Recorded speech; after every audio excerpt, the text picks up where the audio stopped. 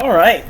What we have here is actually a Warmarks event. Basically, they gave out these participation prizes. If you don't know what they are, they give out these participation prizes for doing certain events during the Scars of Mirrodin block.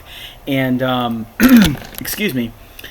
And if you got enough of the tokens, it was redeemable for a sealed event. And basically, the sealed event is one pack each of Mirrodin Darksteel 5th Dawn and Scars Besieged and New Phyrexia.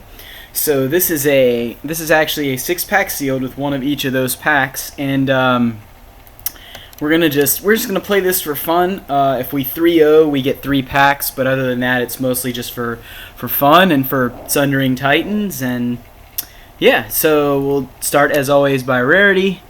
Bringer of the Black Dawn, that's pretty hot. Spellskite, which is awesome.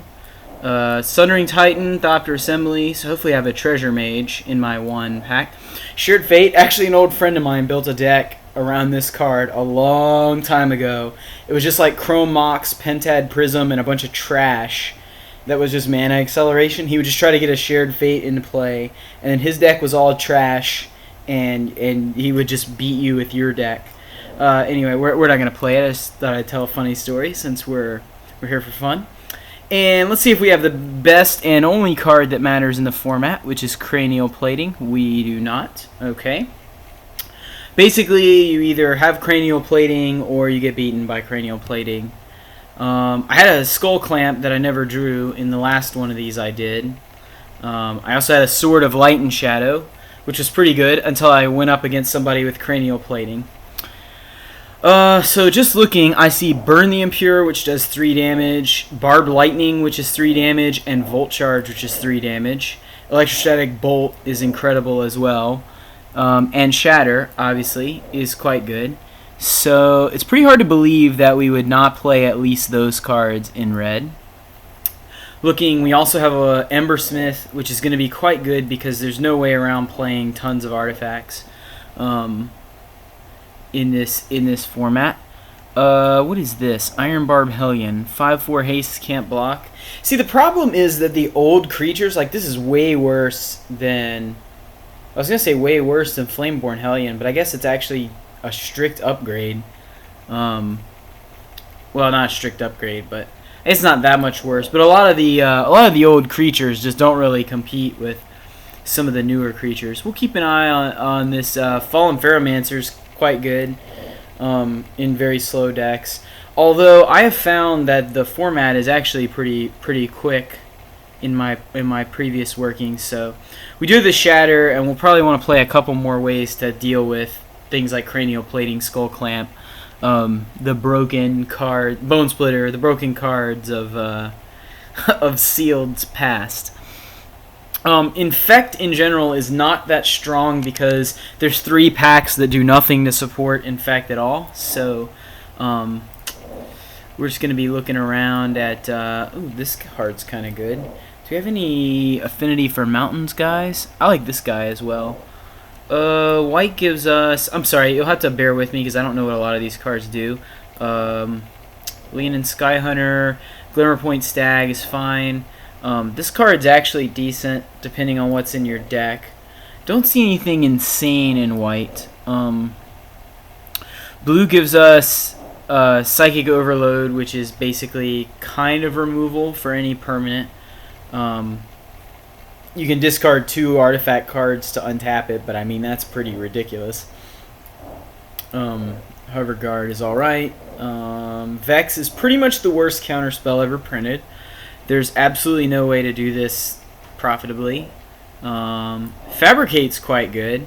I'm encouraged to play this because it's basically a Diabolic Tutor for our Thopter Assembly and Sundering Titan. So I'm strongly encouraged to splash this if there's any way that I can do so. I see a Silver Mirror over here. Ooh, it's an old school Silver Mirror.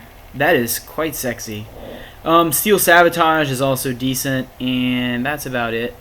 Black looks like it's going to be our second color. We got Mind Control, Flesh Allergy's fine. Betrayal of Flesh is actually just the nuts.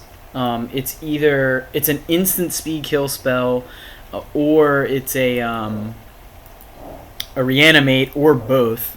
We're probably going to be playing plenty of big things like Sundering Titan. No Treasure Mage, which would have been absolutely insane with some of this stuff. Arcbound Fiend, a 3/3 Fear. You can move other creatures on. This Fallen Veramancer might be good against other modular creatures because not only are you damaging them, but you're actually draining the counters off them so that those counters can't be put onto other things. We've also got the 4 mana Soul Ring, which could be good if our deck is really expensive, so we'll just pull that out. Arcbound Bruiser is quite good. Dross Golem could be good. I mean, Fear isn't great in artifact heavy blocks, but could be good. Oh, I'm sorry, I forgot to go over the rest of my stuff. Echoing Decay, obviously nuts. Whale of the Nim is okay against certain decks. It is an instant, and this was back when Wizards trusted us to play with instants. They don't really do that anymore. They make everything a sorcery, like card draw and most limited removal. And if that sounds whiny, it kind of is. But I long for the day when you could hold up counter magic and actually do stuff if it didn't work out. So let's see what we're getting with Bringer of the Black Dawn. We're getting basically an under... We can't cast it for Wooburg, so we're paying 9 mana for a 5/5 trample. And then after that, we get Vampiric Tutor every turn. Yeah, that's actually not very good. Not compared to like Sundering Titan, which is just nutter butters. I actually don't even think I'm going to play this, even if I'm in black, because I think we can do better. I think we can do better than something that dies to turn to slag and whatnot. Here's a legit land destruction spell, and it hits artifact lands for extras. If our deck were more aggressive, I think we would consider that. Nurk Replica goes in the blue pile, as does Spellskite, as does Silvermere. Gus Skimmer is blue. I kind of don't want to play Gus Skimmer. Mere Servitor, I only have one of, which makes sense because each player, I guess if I got another player to cooperate with me with their Mere Servitor. Okay. And yeah, that's what's going on, is I got the sound effects on.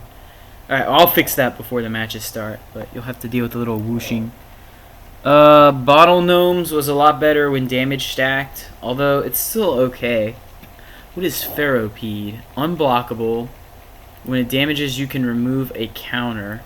That actually isn't bad if we have any kind of equipment that's worth playing, although I don't see any.